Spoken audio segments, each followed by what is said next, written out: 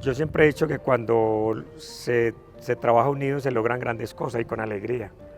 Y es lo que intentaba hacer, no es fácil, pero es lo que intentaba hacer. Y en Nacional, primero contrataron muy buenos jugadores, la verdad. A mí me contrataron y me dijeron, usted es el primero, en palabras de Maturana y de Hugo Gallego, que eran los que manejaban eso. Me dijeron, sobre usted vamos a construir el estilo del equipo. Entonces era un equipo de mucho toque, un equipo que jugaba bien, que jugaba bonito, a veces más que bien, y que a veces nos silbaban cuando tocábamos para atrás la pelota, hasta que la gente fue entendiendo, con la ayuda de Munera Isma en la transmisión, de Weimar Muñoz, que empezaron a valorar lo que hacíamos. Empezamos a generar un buen ambiente en el estadio, el mismo ambiente que vivíamos nosotros. Nosotros nos manteníamos juntos. En casa de René nos reuníamos siempre porque era la casa más grande. Nacionales ganó muchas copas, ya lleva 2 Copas Libertadores, eso no lo ha logrado nadie. La primera Copa Libertadores fue la nuestra en el 89, de todo el fútbol colombiano que jamás había ganado nada internacional. Para mí tiene un significado grandísimo. Nacional fue el equipo que me permitió en Once Caldas llegar al fútbol profesional como jugador y después como técnico. Pero Nacional haber llegado a las grandes ligas, o sea, Nacional me permitió conocer el mundo. Hola amigos de Gol Caracol, hoy estamos con Alexis García, jugó en Once Caldas, jugó en Nacional, jugó en Selección Colombia, ganó con Nacional, campeón de Copa Libertadores, campeón de Copa Interamericana 2 veces. El hombre no se puede alejar de ese balón, ha dirigido 12 equipos en el fútbol colombiano, escuchen bien. Profe, bienvenido, Bueno, un placer tenerlo acá. Bueno, el placer es mío, Oscar, estar con ustedes, compartiendo con un balón en la mano, pues qué más ingrediente necesita uno para disfrutar. Claro, profe. Y usted sí que sabía con ese, ¿no?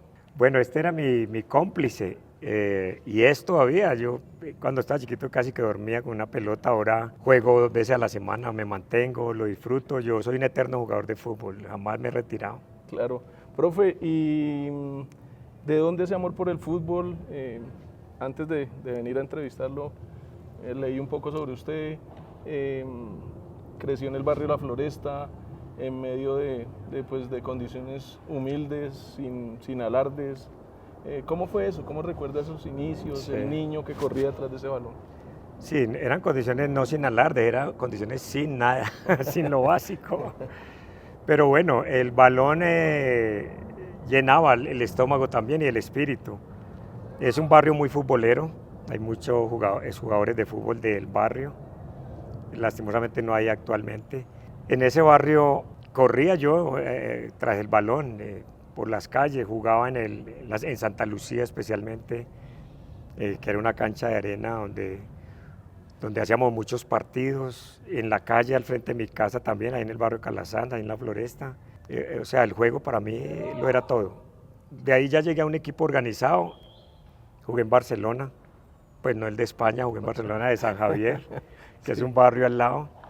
Y ahí pude tener unos guayos por primera vez, el uniforme del Barcelona, rayado azul y rojo, y ese día dormí uniformado porque fue el día más feliz de mi vida. Claro, y en ese tiempo, ¿cuántos años tenía, profe? ¿Recuerda? Tenía yo creo que 12 años.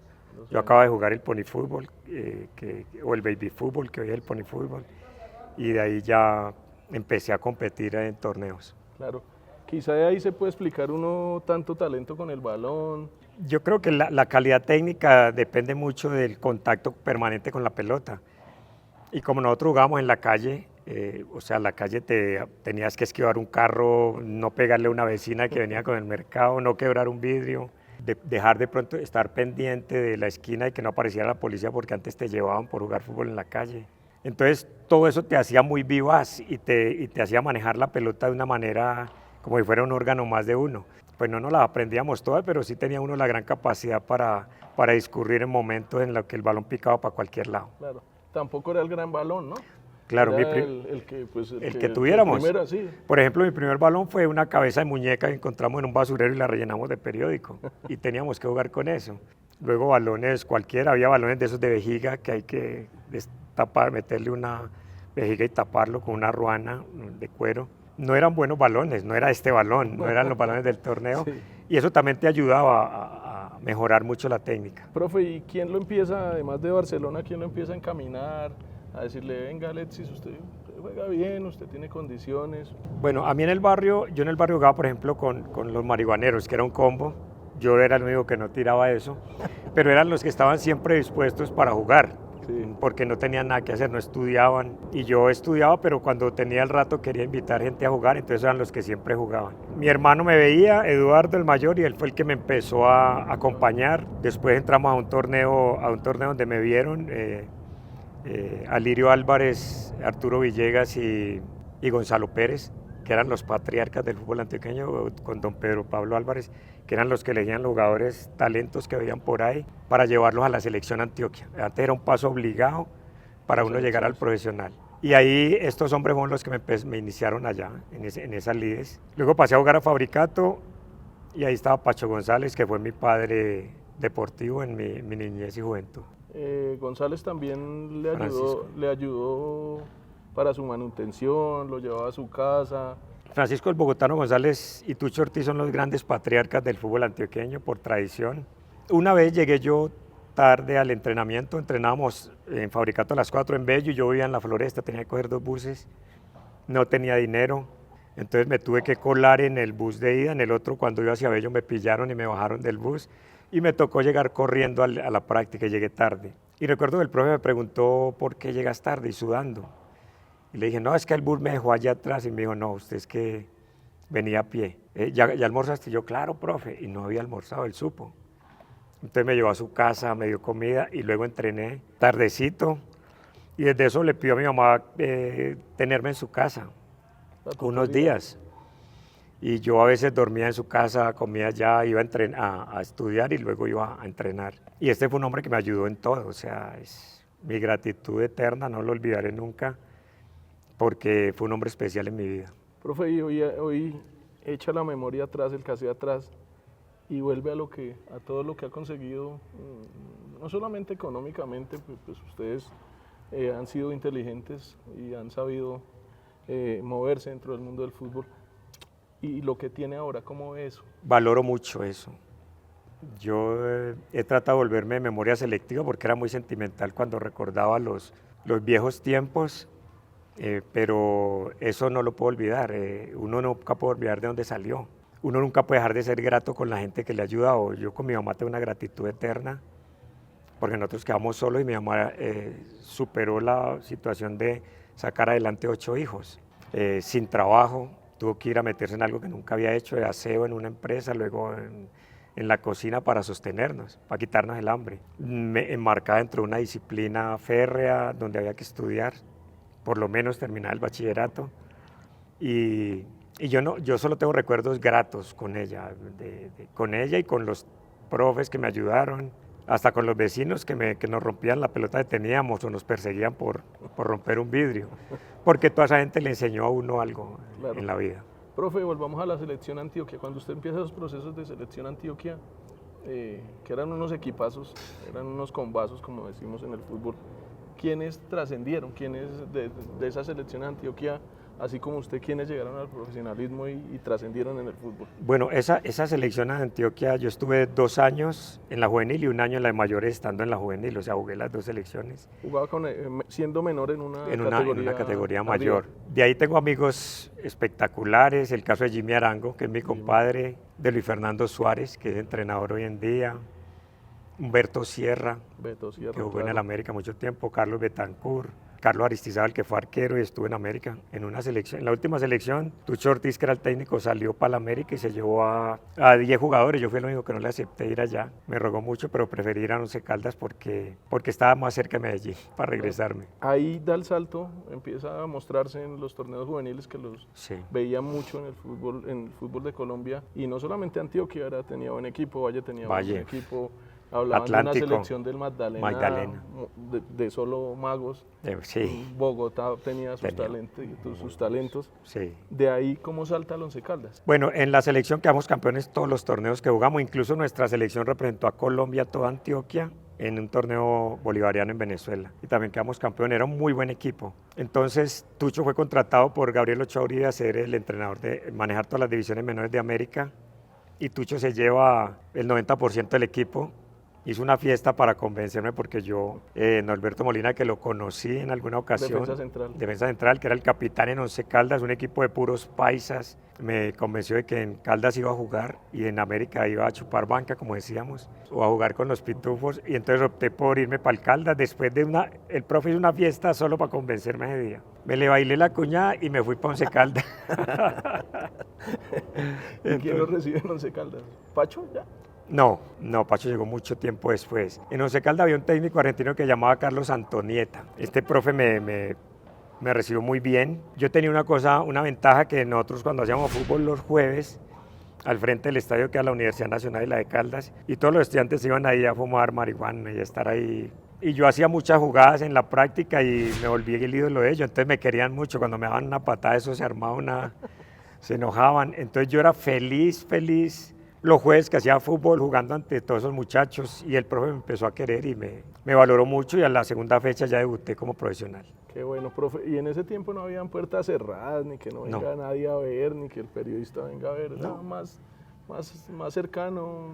El fútbol no estaba en los equipos como tan lejanos de la gente, de la prensa, que no se supiera mucho, ¿no, profe? Sí, no. En esa época había menos misterio. La gente iba a las prácticas, la gente de la calle, ese era un parche los jueves. Incluso perdían clases algunos alumnos. Lo que pasa es que hay dos cosas. Una, que los técnicos han alejado un poco al periodista de la práctica para mantener su privacidad, y otra, que los periodistas tampoco volvieron. Yo he estado viendo equipos donde les digo, vayan a la práctica, conozcan el equipo, y tampoco es que lo quieran hacer mucho. Claro, profe, ¿y después de 40 años el fútbol tiene misterios? Para mí no, honestamente se lo hemos puesto. Le hemos puesto misterio, hemos creado rencores inexistentes, le hemos puesto demasiada malicia, lo hemos vuelto un negocio inasequible, lo hemos vuelto un juego y casi que imposible de entender cuando uno oye algunos comentarios, cuando uno ve a algunos técnicos o algunos jugadores. Para una persona normal parecería que el fútbol es imposible de entender con tanta terminología, y esto al final es demasiado elemental. Profe, bueno, y ese Once Caldas se hizo famoso, ¿no? Ese Once Caldas jugaba muy bien al fútbol, sí. Eran cultores del buen trato de la pelota, todo lo que un aficionado quiere ver. Ese Once Caldas, ¿qué recuerdos le dejó? Porque pues más allá de todo lo bien que jugaban, no pudieron coronar los objetivos mayores. ¿Qué recuerdos le dejó y qué le dejó a usted? A ver, Manizales es una plaza que exige buen fútbol. El estilo al equipo le lo da la afición. Y ese equipo jugaba muy lindo. Nosotros alcanzamos a ganar el Torneo de la Paz, que era el torneo entre los equipos de la Isla B, o sea, algo así como la Copa Colombia hoy. La ganamos en Barranquilla Junior. Era un equipo que tenía paisas y extranjeros. Tuvimos momentos muy brillantes.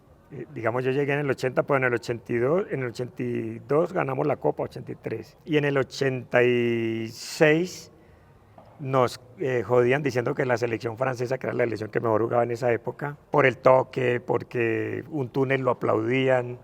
A mí me gusta mucho ver taquitos, y un taquito era una fiesta, la afición. Hacer más de 10 toques, así fuéramos perdiendo, ya era un ole. Entonces eso nos fue generando cierto rechazo también de algunos que no querían. En el país. Que fustigaban eso. Pero nosotros eso lo disfrutábamos. Yo tuve bigote mucho tiempo, y eso fue gracias a Roberto Cabañas, que en un partido Caldas América le íbamos ganando 1-0 en Cali, y nosotros sabíamos que íbamos a perder. Pero nos divertimos, y espalda venía Cabañas, yo le hice un túnel y me metí un codazo y me rajó el labio así largo, y generábamos eso. Después fuimos compañeros, conversábamos y recordábamos eso. Me lo encontré una vez en Medellín, porque nosotros éramos muy provocadores para la gente, pero nosotros simplemente disfrutábamos el juego. ¿Y ahí se dejó el bigote por ese codazo? Por el codazo, para taparme una cicatriz que tenía aquí, me dejé el bigote un tiempo largo, hasta que la mujer me dijo, no más bigote, te ves muy feo. Bueno, profe, y también en Once Caldas llega un hombre que también lo marcó toda la vida, que usted habla que es uno de los padres futbolísticos, de sus mentores, su guía, que aún lo llama cuando está dirigiendo, que se ven en las reuniones en Medellín, que es Francisco Maturana. No, hábleme de Maturana. Es increíble. Maturana es un patriarca del fútbol colombiano. Lo vi nacer para el fútbol, porque yo era jugador de Once Caldas, era el capitán, y ese último año era muy amigo del presidente del equipo, el doctor Carlos Fernando Giraldo. y me dijo, ¿a quién traemos? Porque se fue el técnico argentino con todos los 5 argentinos que tenía el equipo. Entonces me dijo, ¿a quién traemos? Y yo, sin haber visto dirigir a Pacho, pues mi recomendación fue Pacho. No sé si él lo sepa, pero fue una recomendación mía para el Once Caldas, entre Pacho y Hugo Gallego. Pacho llegó a Once Caldas y lo conocí con la voz temblorosa, con los nervios de pararse frente a un grupo, pero con ese léxico hermoso que maneja, con esa filosofía, con ese poder de convicción. Y nos invitó a jugar fútbol, no a competir tanto, sino a jugar, a disfrutar. Ahí fue donde nació el apodo de la selección francesa, porque éramos un equipo de puros criollos, con Bendito Fajardo, Jaime Arango, Pocillo López jugaba de número 10, estaba Manuel Rincón, el hermano de Freddy, claro, Mina Camacho, central. eso, Uy, Mina Camacho de arquero, personaje. con unos buzos de arquero que encandilillaban a todo mundo. Estaba Libardo Vélez, un súper crack. O sea, Famoso en Antioquia, ¿no? muy famoso en Libardo Vélez. Antioquia y en esta época Libardo Vélez sería un jugador fuera de serie. Bendito Fajardo, Chicho Pérez, el gran Ricardo. partner en el medio. O sea, hicimos un equipo, Yanio Cabezas, un equipazo. Y Otro Pacho, famoso en Once Caldas, Yanio, ¿no? famosísimo. Gambetta. Gambetta, corta, veloz. Y entonces Pacho, tuvimos a Rubén Darío Hernández. Pacho, ese equipo casi que lo invitaba a divertirse, obviaba el resultado, priorizaba el buen juego. Y nosotros entramos en esa forma, nos encantó. Nos reíamos, disfrutábamos cuando alguno hacía un túnel, el otro lo celebraba más que un gol. Y cuando terminamos el proceso, vino lo de Nacional. Yo estaba vendido al Medellín, pero Medellín no había llevado la plata en ese diciembre, nos debían como 4 o 5 meses, cosa rara en el fútbol. Y llegó la propuesta a Pacho y la propuesta mía, a mí de Nacional, que era el primer jugador que iban a contratar para el proceso de los puros criollos. Pusieron la plata con la que nos pagaron lo que nos debían y el mes de diciembre. En 11. En 11. Entonces tuvimos natilla ese año, regalos para la familia. Y nos fuimos, se fue Pacho para Nacional y detrás fui yo y después llegó toda esa Chicho Pérez, Rubén Darío Hernández, Jaime Arango, Fajardo, toda esa gallada. ¿Y cuánto costó Alexis en ese tiempo? En esa época creo que dieron 45 millones de pesos por el pase. ¿Mucha plata? ¿Poca plata? ¿Valía Era, más? no, en esa época era relativamente buena plata. No un platal, pues ahora se habla de miles con mucha facilidad, pero en esa época con eso nos pagaron a todos. Se pusieron al día y nos pagaron. ¿Y cuánto valdría Alexis hoy? Hoy, a esta edad yo creo que muy poquito. No, el Alexis 2 cajas de banano. No, El de esa época, no, yo creo que valdría, pero no yo solamente, porque en esa época habían muy buenos jugadores, incluso rivales. Chusco Sierra para mí era un súper crack, la Gambetta Estrada para mí era un jugador de nivel demasiado alto, yo lo admiraba mucho. Oscar Pareja, del Medellín, jugó en Cali. El Bendito Fajardo, Alex Escobar, el maestro. El pibe del barrio obrero. Sí, había muy buenos jugadores que en esta época valdrían demasiado, porque en esa época no había redes sociales, no había televisión en el fútbol, o sea, nosotros jugamos para el pueblo donde estábamos, sí, claro. Y eso nos privaba de ser conocidos más allá. Claro, profe. Bueno, y esa historia en Nacional, ¿cómo empieza? ¿Cómo se va consolidando? Sí. ¿Cómo es toda esa película llamada Nacional que termina con títulos, que termina con el 31 de mayo de 1989 en Bogotá, con 2 Copas Interamericanas? ¿Cómo fue eso, ese proceso? Sí, fue un proceso muy lindo porque yo siempre he dicho que cuando se trabaja unido se logran grandes cosas y con alegría. Y es lo que intentaba hacer, no es fácil, pero es lo que intentaba hacer. Y en Nacional, primero contrataron muy buenos jugadores, la verdad. A mí me contrataron y me dijeron, usted es el primero, en palabras de Maturana y de Hugo Gallego, que eran los que manejaban eso. Me dijeron, sobre usted vamos a construir el estilo del equipo. Entonces era un equipo de mucho toque, un equipo que jugaba bien, que jugaba bonito, a veces más que bien, y que a veces nos silbaban cuando tocábamos para atrás la pelota, hasta que la gente fue entendiendo, con la ayuda de Munera Isma en la transmisión, de Weimar Muñoz, que empezaron a valorar lo que hacíamos. Empezamos a generar un buen ambiente en el estadio, el mismo ambiente que vivíamos nosotros. nosotros nos manteníamos juntos. En casa de René nos reuníamos siempre porque era la casa más grande y hacíamos natilla, buñuelos, comíamos asados o sancochos y fuimos construyendo un tejido afectivo grandísimo. Familia. Una familia que nos permitió ir creciendo y entonces en el 87, que fue el primer año juntos, peleamos la posibilidad de ir a Copa con América y en el último partido perdimos con América creo que 1-0 y botamos 2 penales. Humberto Sierra y Galeano y Juan Jairo fallaron ante Falcioni, que Falcioni era un remostro, no era fácil hacerle un gol, pero ya vislumbrábamos, ya habían síntomas de lo que venía y ese fue un comienzo estupendo. Tener ese escudo de Nacional en el pecho, ¿qué significó para usted y qué ha significado, porque usted ya también fue técnico allá, qué significa tener ese escudo en el pecho? Bueno, Nacional se volvió un equipo muy grande, en Colombia yo diría que el más grande, junto con Millonarios y América. Nacional ganó muchas copas, ya lleva 2 Copas Libertadores, eso no lo ha logrado nadie. La primera Copa Libertadores fue la nuestra en el 89, de todo el fútbol colombiano que jamás había ganado nada internacional. Para mí tiene un significado grandísimo. Nacional fue el equipo que me permitió, en Once Caldas, llegar al fútbol profesional como jugador y después como técnico. Pero Nacional haber llegado a las grandes ligas, o sea, Nacional me permitió conocer el mundo, salir de la pobreza, poder sostener a mi madre, poderle ayudar a toda la familia, poder afincarme en un sitio. Estuve 12 años, yo creo que soy, si no el primero, el segundo jugador que más partidos ha jugado en esa institución. Creo que tú eres el primero, profe. Y en Copa Libertadores creo que también. Así es que hoy en día cuando los hinchas me valoran tanto, nos valoran tanto, los hinchas cada vez nos valoran más, de pronto los directivos menos, pero he encontrado un gran amor, porque Nacional es un equipo del pueblo, no es un negocio, es un equipo de la gente, de los hinchas que se desviven por el equipo y yo eso lo he sentido desde el corazón.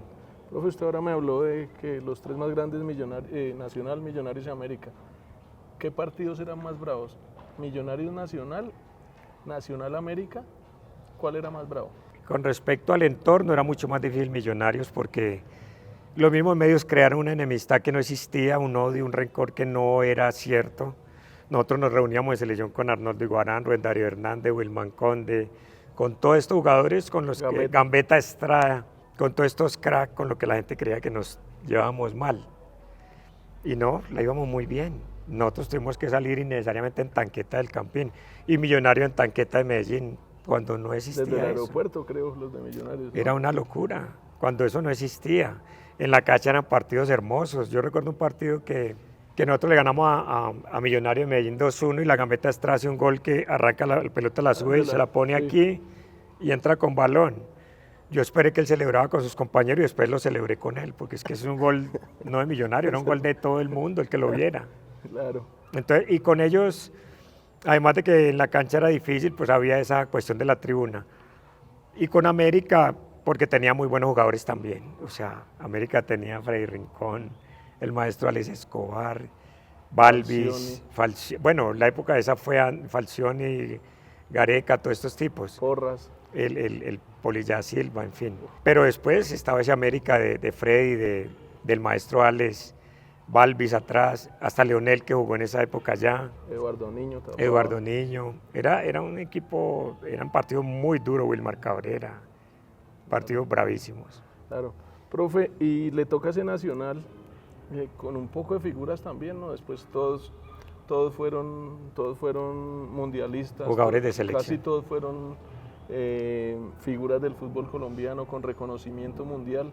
Sí. ¿Quién fue el mejor de todos esos que usted tuvo? Yo le escuché una entrevista y usted decía que como volante 10, que los 3 mejores eran el Palomo. No, 10. Usted como volante 10, para usted los mejores jugadores. Adelante con Palomo y con Faustino. Sí. Defíname a Faustino. Sí, además con Aristi. Era muy fácil. Faustino es un sabio, pero él no sabe. Jugaba muy bien al fútbol. Para mí era el mejor jugador del mundo en un momento dado. Digamos, dice Valdano que las cosas más serias, de lo menos serio, es el fútbol. Si Faustino lo hubiera tomado como algo serio, hubiera sido mucho tiempo el mejor jugador del mundo. Es admirado por mucha gente, no solo por mí que lo quiero y es mi amigo, pero Faustino sabía todo, inteligente, hábil, veloz, le pegaba bien a la pelota, saltaba y se sostenía en el aire, goleador, guapo, tenía todo. Para mí es el mejor jugador que ha dado la historia del fútbol colombiano, de los que yo conozco. Con los que compartió. Y con los que compartí también. Después el Palomo era desequilibrio puro, tipo 1.91, con esa velocidad, con esa técnica, cómo le pegaba la pelota, nos hizo ganar la Copa, tuvo mucho que ver. Era un súper crack. Y Aristizábal era un manual de centro delantero. Aristizábal te salía perfilado, o sea, Aristizábal es para enseñarles a los nueves a trabajar. Cuando dirigía la Equidad los llevaba a que les enseñara. En la Equidad sacaban muchos goleadores. Porque Aristizábal se sabía mover, era inteligentísimo, aparte de la gran condición técnica, el juego aéreo y el poder de definición que tenía. ¿Y Faustino muy cansón? Faustino muy cansón. Yo todavía los veo a ustedes en videos cuando se ven cuando iban a la finca, sí. En diciembre los partidos, Sí. y uno ve a Faustino parado, echando cuentos y ustedes todos todavía riéndonos. Y creo que son los mismos cuentos de hace 30 años con el tren, que es muy cansón. Pero nos reímos, ¿Faustino? De los mismos chistes nos volvemos a reír, con el Tino y con Jaime Arango, que son los dueños del humor. Faustino es un tipo alegre por naturaleza, vos nunca lo vas a ver aburrido. Yo tengo dos compañeros que para mí fueron especiales, porque asumieron dos actitudes en su vida. El loco René, nunca le vi tenerle miedo a nada, en absoluto. Arrojado sin temor. Una vez casi nos estrellamos en un avión y él dormía plácidamente. Y Faustino, la capacidad de siempre sonreír, de no mirar sino las cosas a las que le pueda sacar humor. Con los dos hice una amistad de corazón, porque tenían dos virtudes que yo las admiro. Con los dos tengo anécdotas estupendas, con los dos he disfrutado la vida, sigo siendo muy amigo y son dos personas para mostrar. Claro. Profe, cuente esa del avión porque esa no la sabíamos. Bueno, nos invitaron a René y a mí a un viaje y a Jaime Arango, a Casanare, a Yopal creo que fue, a jugar un partido durante el Mundial del 94 que nos habían sacado a los tres. Y nos pagaron un poco de plata por ir a jugar un partido de exhibición allá. Y salimos en un avión de esos barrigones pero los más viejos, ahí casi todos son viejos, pero estos eran los más viejos de todos. Y ese avión, el loco desde que subió se durmió y Jaime y yo asustados desde que vimos la fisonomía del avión y el avión empezó a sonar raro y arrancó y ¡pum! Hizo ¡pum! Y de un momento a otro fue frenando y fuego en un motor y el loco durmiendo, yo lo desperté y le dije, loco, este avión se está incendiando, y me dijo, se levantó y me dijo, yo les había dicho, ¿se acuerdan? Y volví y se durmió. Y eso lleno de bomberos por todos lados. ¿Y cómo solucionaron? No, apagaron, manes todos de grit y apagaron como con extintores. No, todavía no había despegado, iba cogiendo velocidad. Y el loco lo tuve que despertar para bajarse el avión. Yo afanaba de bajarme primero y el loco todavía durmiendo. No, esa es una demostración de su locura. Claro. ¿Y el Tino? Muchas, pero... ¿Alguna sí buena?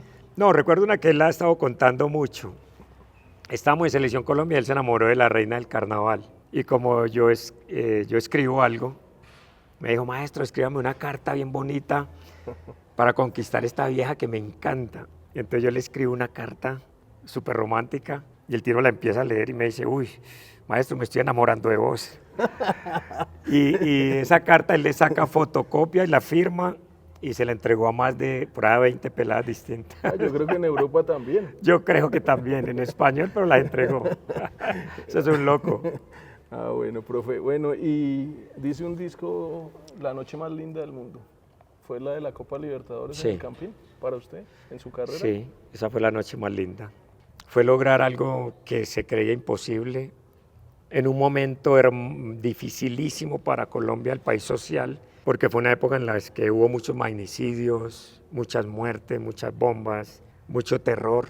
Y nosotros éramos un paliativo para la gente, o sea, de tanta desazón y de tanta tristeza, pues encontrar en nosotros un motivo para alegrarse. Nos volvimos un equipo no de la ciudad, sino del país. Yo creo que ahí creció mucho la afición del Nacional y ya donde íbamos encontrábamos una alegría muy grande después de eso. Por eso yo creo que fue uno de los títulos más importantes y más lindos del fútbol colombiano. Esos 2 partidos le dieron bastante... Uf, chancleta. Zapato, dicen acá, Sí, ¿no, profe? sí. Paraguayos... A mí me tocó, a mí me daban bastante porque yo era el armador, entonces muchos pensaban que si me marcaban a mí podían desconectar un poquito las cosas, recibir, y yo nunca he sido ni acuerpado ni grande, entonces recibí mucha patada. Recuerdo un jugador que llamaba Jorge Guasch, un volante de marca gruesísimo, que en Paraguay de entrada me metió una patada atrás en lo que llamamos el huesito de la alegría y me tuvo por ahí 5 minutos grave, noqueado. Y bueno, de la pura piedra me recuperé y pude terminar, pero fue un partido demasiado fuerte. Ellos era un equipo muy bueno técnicamente, pero demasiado fuerte, muy grandes. Tenían de nuevo a Raúl Vicente Amarilla, que medía 1,95, con una calidad técnica tremenda. Entonces fue un rival duro, durísimo. Ese equipo creo que quedó campeón, no sé si el año siguiente o el subsiguiente de Copa también. Y nosotros también estuvimos peleando copas muy cerquita de ellos después de esa que ganamos. Claro. ¿Y esa copa que dejó? Gloria, alegría, satisfacción, trofeos y platica dejó, buen premio. En nuestra época lo que menos dejaba el fútbol era plata, la verdad.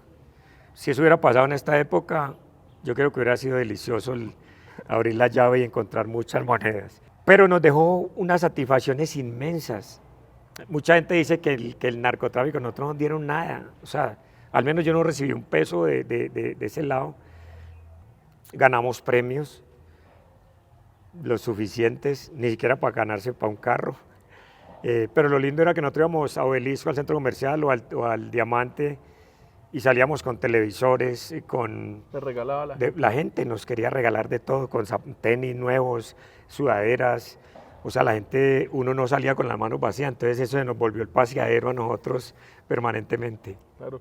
Profe, dentro de los mitos y leyendas en esta misma sección, sentado un ídolo de Millonarios, me decía, sí, nosotros los lunes íbamos a Pacho a ver a Gonzalo. Dentro de los mitos y leyendas, o la historia, ¿ustedes veían a Pablo Escobar? O sea, o eso es un mito, pues. No, es un mito. Yo creo que como te digo, no recuerdo haber recibido nunca premio yo al capitán de que viniera de ese lado. Lo segundo, estuvimos con ellos, no sé si lo que conocen, pues, que ya pasó porque el loco me dio en un secuestro. Lo hizo de buena fe y terminó en la cárcel, salió crucificado él.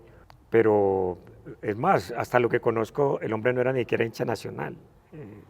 Entonces nosotros, esa fue una copa bien ganada, bien sufrida y bien gestionada.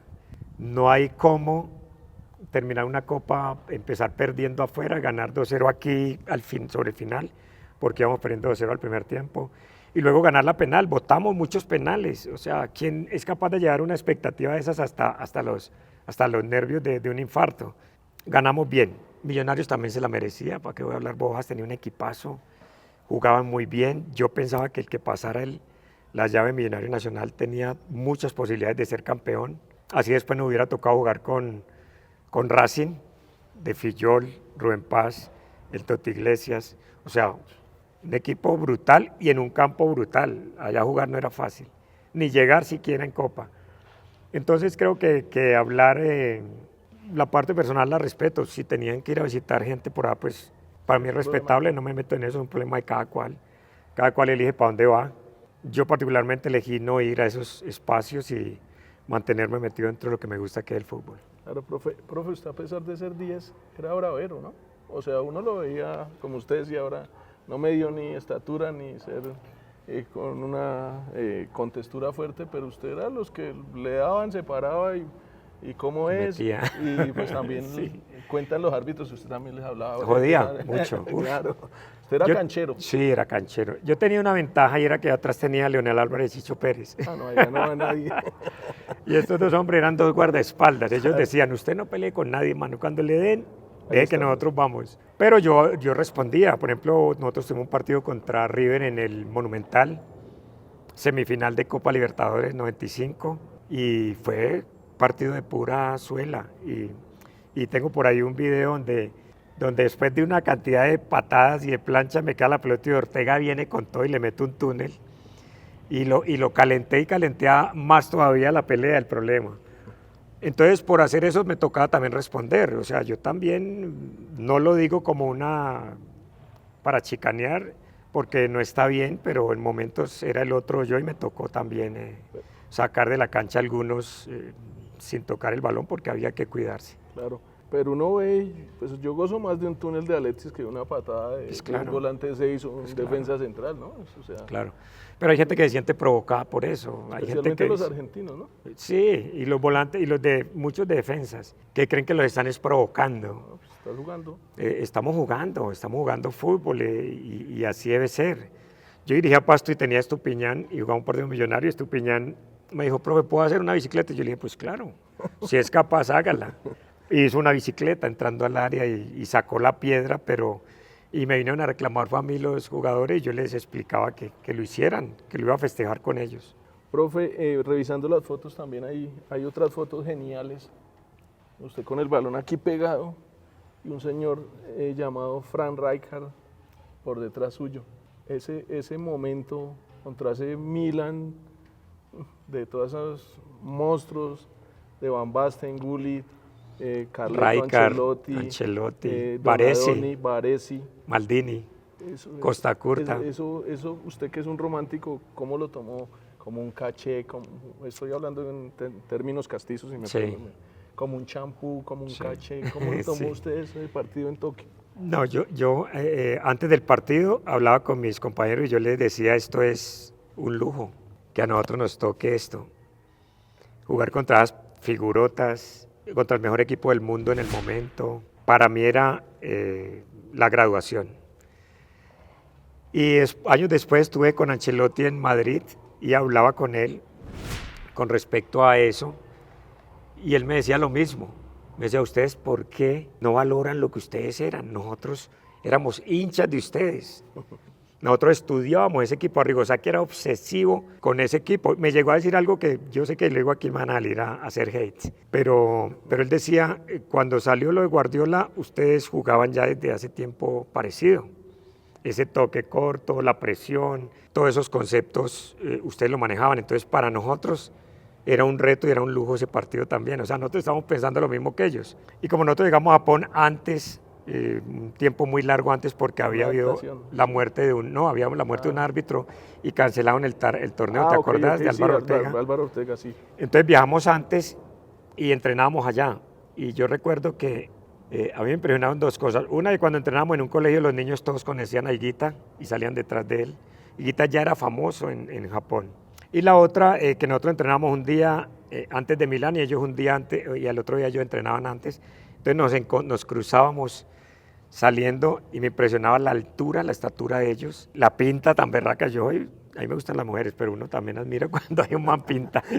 Esos manes tenían una pinta y nosotros no, nosotros éramos chichombianos y bien grande, entonces intimidan un poquito, pero la queridura de ellos eran unos señorazos, o sea, nos trataban con un respeto grandísimo y el partido fue igual. Se definió a lo último. Al minuto 119, un tiro libre. Claro. Nosotros esperando los penales, porque uno para tan lejos le da menos miedo patear y teníamos a René en el arco. ¿Y guarda algo de ese partido, profe? ¿Se trajo alguna camisetica? ¿Eso usted guarda? Yo cambié, recuerdos? sí, pero lo tienen mis hijos, porque yo nunca guardo una camiseta, ni de la Equidad tengo siquiera. Y cambié, creo que fue con Baresi esa camiseta y ese es un recuerdo espectacular. Pero el recuerdo más grande que lo tengo es después, cuando pude ir a Madrid y cuando me reconoció Carlo Ancelotti siendo el entrenador, me hizo entrar, me trató con un cariño grande, estuve ahí, fui varias veces allá. A observarlo entrenar, me decía que le daba pena que lo fuera a ver entrenar, o sea, me encontré con un ser humano espectacular. Profe, otro capítulo, la Selección Colombia, también le tocó una generación muy dura ahí en esos volantes de creación, ¿no? El pibe. Y tengo la frustración de no haber ido a un mundial, Claro. Cuando estuve en todas las eliminatorias y mi técnico era Pacho y Bolillo. Y estuve en las juveniles, en todas, estuve en Moscú, en los Olímpicos, estuve en Toulon y en eliminatorias. Copa América. En Copa América estuve en varias. Muy buenos jugadores alrededor. Había una generación excelente, brillante, pero sin chicanear. Yo creo que yo también era brillante, también tenía las condiciones para estar. Lo mismo que Chusco Sierra, que el maestro Alex Escobar. O sea, había muy buenos jugadores en realidad, así como Bernardo, como Carlos, como Freddy, como Carlos La Gambetta, como el Bendito. Claro. Colombia ha sido un país de talentos. ¿Y por qué no fue al Mundial, profe? Yo creo que no es una pregunta para mí, ni la he hecho yo. Me la han hecho mucho. A pesar de la cercanía Sí. Con sus maestros. Sí, ¿no? con mis maestros, yo era su capitán, era su insignia. Después de los mundiales, ellos eran técnicos de Nacional y veníamos a encontrarnos otra vez. Fueron momentos difíciles, yo no entendí. Ahora como entrenador y como un hombre que conozco más el fútbol por dentro, aunque siempre lo conocí por dentro fue en la cancha, nunca me moví en otras esferas. Y por eso todavía desconozco muchas cosas del fútbol. Me quedé con esa pregunta. En el momento, la verdad, sentí mucho rencor, ¿para qué voy a decir que no? Pero el rencor es un veneno que uno se toma esperando que muera el otro y opté en un momento de mi vida por olvidar eso, por sacarlo y continuar con amor, recordar con amor. Y tengo una gran amistad con mis exentrenadores. Pacho escribió el prólogo de mi libro y mantengo con ellos una relación muy cordial y nunca en mi vida les he hecho una pregunta con respecto a eso. ¿Y vio los partidos de ese mundial? Claro. Claro que los vi. Los vi con dolor, porque me imaginé que podía estar ahí aunque fuera de suplente, pero merecía estar viviendo la experiencia, pero pues los vi todos. Vacuné a toda mi familia y mi círculo de amigos contra el odio, contra la rabia, y les pedí por favor que superáramos ese momento y que siguiéramos, porque ese era un aprendizaje también. Claro, profe, y le tocó también con Carlos Valderrama, ¿no? Sí. Y jugamos muchas veces juntos. O sea, yo digo que para mí el partido más lindo que ha jugado una selección Colombia fue en Wembley contra Inglaterra y jugamos el pibe Bernardo, Leonel y mi persona en el medio. Ahí marcaba Leonel. Pero yo ayudaba bastante porque yo era más un 8 que un 10 y yo corría toda la cancha y le ayudaba, llegaba a hacer. Y venía mucho, tenía un desgaste grande y Carlos disfrutaba mucho jugar conmigo, lo mismo Bernardo, jugamos bastante rico. O sea que allá se defendieron con el balón. Nos defendimos con la pelota, ganamos 1-1 porque a pesar de haber quedado empatado fue una victoria. La celebramos. El gol de Andrés fue una belleza. Nos habían pedido no tirarlo y Andrés me dijo, tíramelo entre el penal y el primer palo que yo los anticipo, y ahí se lo tiré y se las metió. Y uno de los grandes dolores de toda su generación, y creo que usted más porque era muy cercano a él, fue esa muerte de Andrés Escobar. Sí, la noche más maravillosa que tuve fue la de Copa. La peor noche de mi vida ha sido la muerte de Andrés. La ida de un amigo, de un ser humano espectacular, de un tipo que los que lo conocíamos de cerquita sabíamos que era un gran ser humano, espectacular persona. Eso fue una puñalada al corazón para nosotros. Y usted era mayor que él, ¿no? Sí. Y es que usted le da muchos consejos a Andrés. Mucho. Le preguntaba mucho cuando él llegó, que él era uno de los jóvenes. De los pelados, pero muy maduro. Andábamos muy juntos, teníamos gustos muy diferentes en los días libres, porque a mí no me gustaba ir a rumbear, a bailar. Yo lo jodía porque él no sabía bailar. Yo decía, caballo, vos no sabes bailar, hijo, pero merenguito, me defiendo con el merengue. Y Andrés invertía mucho donde yo invertía. Entre los dos teníamos algo que nadie sabía, y era que teníamos unas 2 fundaciones donde ayudábamos los dos en nuestro salario, y eso nos unía mucho. Fui invitado por él ese día que él salió, ese nefasto día. Recuerdo, le dije, Andrés, no es el momento. Vos sabes que no salgo a eso, pero, huevón, no salgas. Si querés, tomémonos algo encerrados. Él optó por salir, su novia era mi odontóloga, Pamela, habían peleado inclusive, entonces fue un momento así que se prestó mucho para esa salida y ahí llegó la noticia infausta que me la da el loco René a eso a las 4 de la mañana más o menos. Durísimo. Yo creo que es la última persona que nosotros podemos pensar que podía sufrir algo así. Nosotros en Medellín nos sentimos muy seguros por el cariño que nos tienen. Cuando el loco me llama, eran por ahí las 4 de la mañana, yo estaba durmiendo y siento el teléfono y quedé sentado de una, y cuando me dijo que ya me recogía, que había muerto Andrés, yo le decía, ¿pero cuál Andrés es? Y el loco, Andrés, ¿pero cuál? El nuestro. Y yo, ya te recojo, y colgó, y yo me quedé ahí pensando todo menos que era Andrés, porque Andrés, enemigos de adonde, ese tipo de problemas de adonde, en Medellín menos. Fue un momento, fue el peor momento que he tenido en mi vida. ¿Eran más indisciplinados los jugadores de antes o los de ahora, que usted también ha sido técnico y sabe cómo son los grupos, cómo son los muchachos, cómo son los jóvenes? Lo que pasa es que el fútbol es de jóvenes, ¿cierto?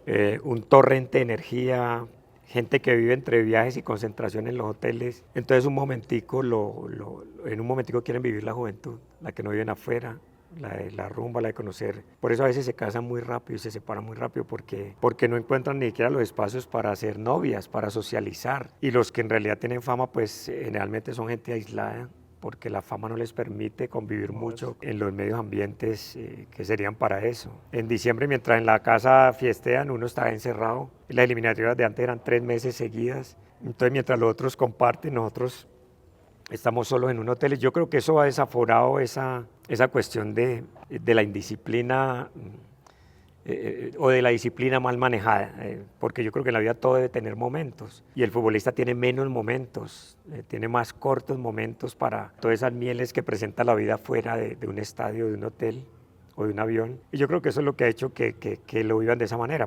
Yo conocí compañeros en mi época que vivían bastante la vida loca y también conozco ahora, así es que diferenciarlo no es fácil. Encontrarte Luis Díaz o Cristiano Ronaldo, Messi, seguido no es fácil. Profe, lo mejor suyo de técnico, ¿dónde está? Yo creo que en la Equidad fue donde más fui yo, porque me dejaron ser y hacer. En la época en la que tenía libertades, que fue en la época donde el presidente era Clemente Jaimes y teníamos esa Equidad que ganó, pues que quedó en 3 veces subcampeón, que ganó la Copa, que ganó 2 torneos y subió a la A, con jugadores jóvenes que los traía yo, que me permitía hacer el equipo y crear una filosofía, que no solo la creamos para el equipo, sino para la aseguradora. Entonces, con un eslogan que decía gente extraordinaria, gente de la equidad.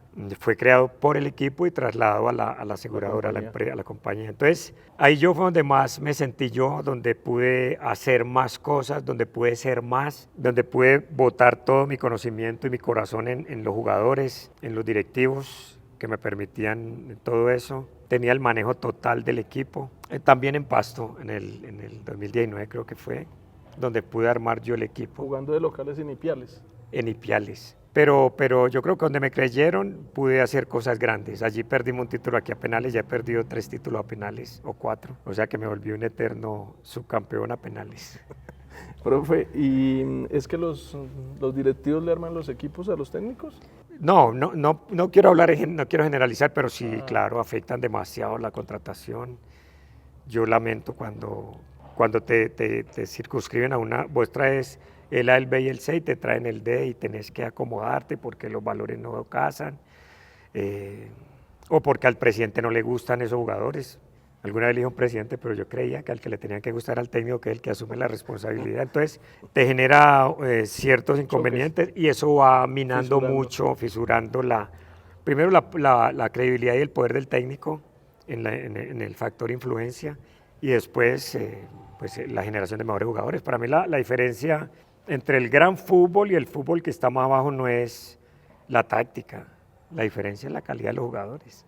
¿Sentarse en el banquillo de Nacional nuevamente es una asignatura pendiente? ¿Usted tiene ese tema más bien? No es una asignatura pendiente. Si Dios algún día me diera esa posibilidad, sería muy lindo, en otras condiciones, acompañado de otras personas. Nacional no se puede llegar solo, en Nacional hay que blindarse con un entorno que te permita, digamos, triunfar, llevar los mejores. Esta época es una época linda porque no hay límite de dinero y se puede traer al que uno quiera. Entonces, si vos captás una serie de una nómina, por ejemplo, con la que tiene hoy en día, todo es mucho más fácil. Sí.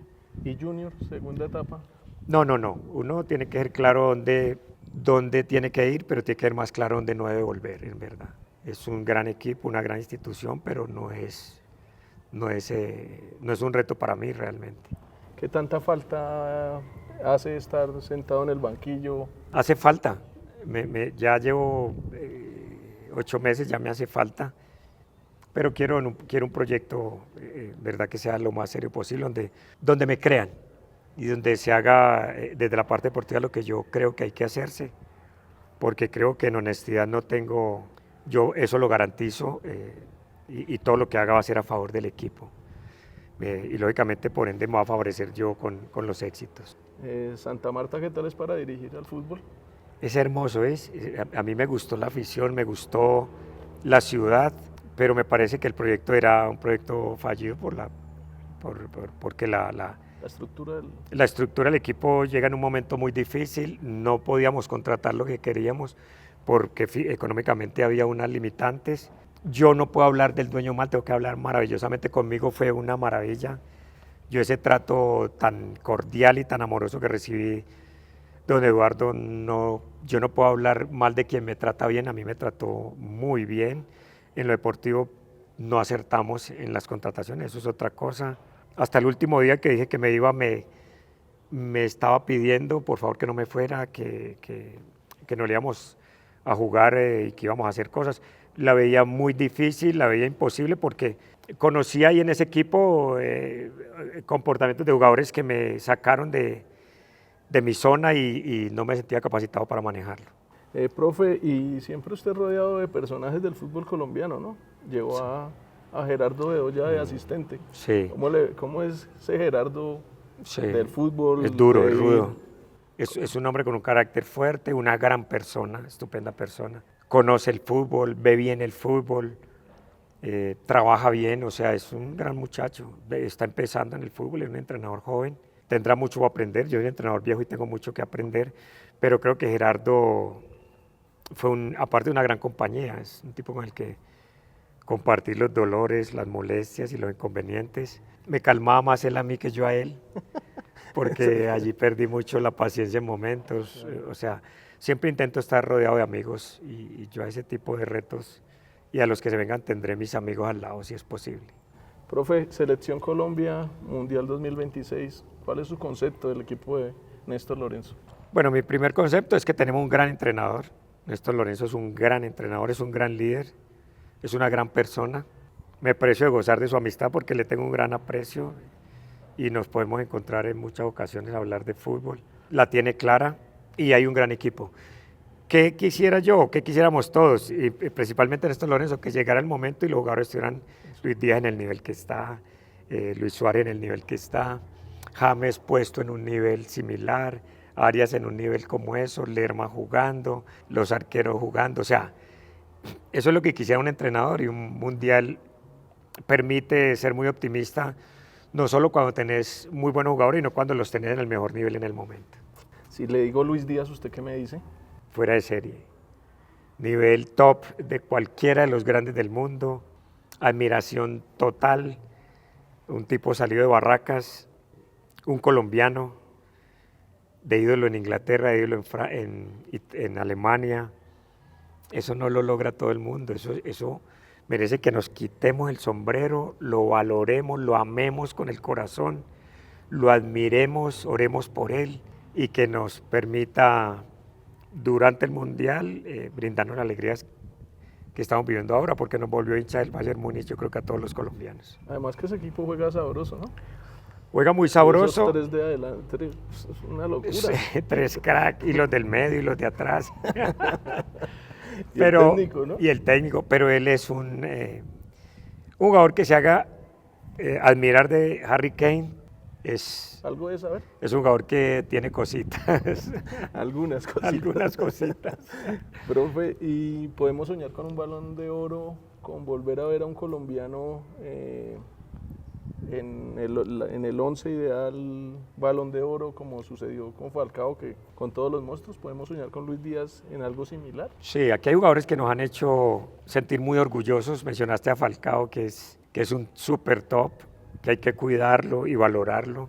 Ahora que lo tenemos en el fútbol colombiano es muy importante estos cracks, cuidarlos porque no tenemos este tipo de jugadores todos los días, este tipo de personas que son ejemplo. Alguna vez he hablado con Alberto Gamero, que es mi amigo, y me decía que Falcao le había subido el nivel a todo, no solamente futbolísticamente, sino desde la parte de la autoestima y del comportamiento profesional. Falcao dignifica la profesión. Yo sé que vamos a tener jugadores en el top, vamos a tener una selección Colombia, Dios quiera que llegando hasta el último día del Mundial, porque si no lo creemos lo logramos, rodeémoslos, y si no lo logran, rodeémoslos también, porque sé que van a ir por ese objetivo. No nos dé miedo aspirar al máximo por el temor a lo que pueda pasar si no se da, porque nos destrozamos cuando no lo logramos. Aquí sacrificamos ídolos en las hogueras, en los altares, así como los subimos a veces más de la cuenta, y no, mantengamos el equilibrio, pero aspiremos al máximo, porque yo creo que hoy tenemos equipo para tener una gran aspiración. Profe, ¿y James Rodríguez? Es el estilo del equipo, es la bandera del equipo, pero lo necesitamos jugando porque si James está bien, la selección tiene mucha posibilidad de estar bien. Si James es reconocido en el mundo como uno de los grandes talentos, pues imaginen nosotros que lo tenemos y que es nuestro. Valorémoslo, estoy diciendo valoremos esos ídolos. James tiene que ver mucho en todas las jugadas ofensivas de la selección nacional. James es un talento que da luces cuando se nos oscurece el panorama, así es que Dios quiera que llegue con muchos partidos y en un gran nivel al Mundial. ¿Qué jugador nunca sentaría usted esta selección Colombia? Siempre debería jugar. No, Luis Díaz. Yo creo que el técnico tiene jugadores que tácticamente se ven poco, pero que son jugadores importantes para su sistema. El caso de Lerma Lerma es lo que llaman un todoterreno que nos va a ser muy útil en el Mundial. Y el otro que generalmente todo el mundo quisiera que estuviera ahí es James Rodríguez. O sea, tenemos jugadores muy importantes, titulares de la selección. Y Luis Suárez hoy en día, pues, perdóname, pero si tiene ese nivel, es un indiscutible. Profe, ¿qué lo hace sonreír? Un buen chiste, la cara de Faustino. Esa está buena. Sentarme a hablar con Jaime Arango, con Fajardo, oírlos contar historias, eso me hace sonreír. ¿Y qué lo hace llorar? La falta de lealtad, la traición. Lo hago en privado, pero lo lamento mucho. Para mí es de los peores pecados. Ese junto con la soberbia son pecados que yo jamás en mi vida los he sabido lidiar. ¿Usted nunca se agrandó, no? De pronto, a veces, cuando me sacan la rabia, he luchado mucho con la soberbia, porque cuando jugaba y me sacaban la rabia, quería responder con un túnel y reírme, o con una jugada, sacarle mal la piedra al otro. Era muy respondoncito. ¿Y fuera de la cancha? Y fuera de la cancha... ¿Lo veíamos bravo, profe, o como tocado sentido cuando decían que su equipo no jugaba, que daba patadas, que paraba el juego? En varias ruedas de prensa, Sí. Di Mayor lo vimos Sí, irritado. Sí, una de las cosas que me irrita es la ignorancia, porque es atrevida. Y la táctica es la inteligencia del fútbol. Yo, por ejemplo, desde que empecé con la Equidad, que pronto a los otros dos equipos de Bogotá no les iba bien y la Equidad siempre clasificaba y siempre estaba ahí nació eso de estigmatizar el equipo como un equipo que solo corría y metía patadas. Y yo generalmente mandaba estadísticas. En muchas ocasiones teníamos el goleador del torneo, el segundo equipo que más goles le hacían, el primero que menos goles le anotaban, uno de los equipos que más hacía tenencia a la pelota. Entonces yo me preguntaba, lo único que le estamos dando es patadas al balón, pero patadas con cariño para sostenerla. Profe, en medio de esta charla y agradeciéndole el espacio, siempre será un honor tenerlo en Gol Caracol. Algo que le haya quedado por decir, por contar. Recuerde, esto se llama el anecdotario, alguna que nos falte. No, miles, anécdotas tengo muchas, porque tuve compañeros que me permitieron esas anécdotas. Con Jaime Arango, por ejemplo, la primera vez que fuimos a jugar en Estados Unidos, era nuestro primer viaje internacional y éramos muy montañeros, nosotros no habíamos salido del país. Y recuerdo que llegando a Miami hay muchas garzas al lado del mar, y Jaime Arango estaba aterrado y me peleó primero la ventanilla y luego me llamó a decirme que los gallinazos allá eran monos. Entonces yo disfrutaba de todas esas cosas que hacía. Además, aterrado, decía que los gringos eran muy inteligentes porque desde chiquito hablaban inglés, y que nosotros éramos muy brutos porque viejos y no éramos capaces de expresarlo. Entonces tuvimos anécdotas grandísimas. La anécdota más triste hoy, pero que la vimos en un momento, fue con Andrés.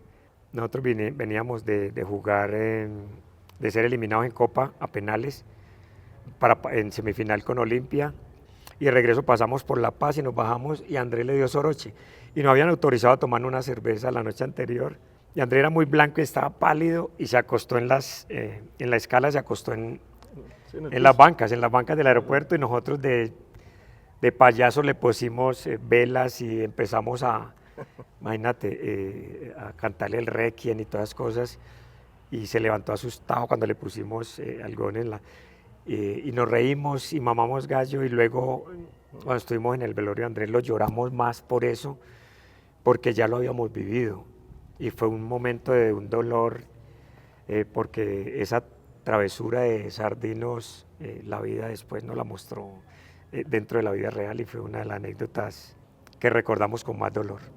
¿Y con Bolillo? Tiene dichos, anécdotas. Una vez que habíamos ganado los dos primeros partidos de la final, y el tercer partido lo jugamos con Junior en Medellín, íbamos ganando 3-0 al primer tiempo. Y Bolillo entró bravo al segundo tiempo, regañándonos y nosotros, no, ¿qué le pasó? Y le contestaron Aristizábal, Diego Osorio, y entonces se enojó y se fue y nos dejó. Y ese partido nos lo empató Junior 3-3 en el segundo tiempo. El pibe hizo el tercer gol, el pibe dice que por ahí lo vi en un TikTok, que una arenga le decía a Lucho Grau que me tenía que meter a mí patadas porque me lo estaba gozando y que si íbamos a terminar así. Al final de John el 3-2 y el pibe nos empató ese partido 3-3. Perdimos el título porque perdimos 2-1 en Barranquilla y ahí el equipo se despelotó totalmente. ¿Y después qué dijo el Bolillo? ¿No dijo nada? No, él estaba viviendo un momento difícil y estaba muy triste, muy irritable. Profe, le agradezco. Un gusto. Un placer, un gusto. Muchas gracias. Gol, gol, gol, Caracol.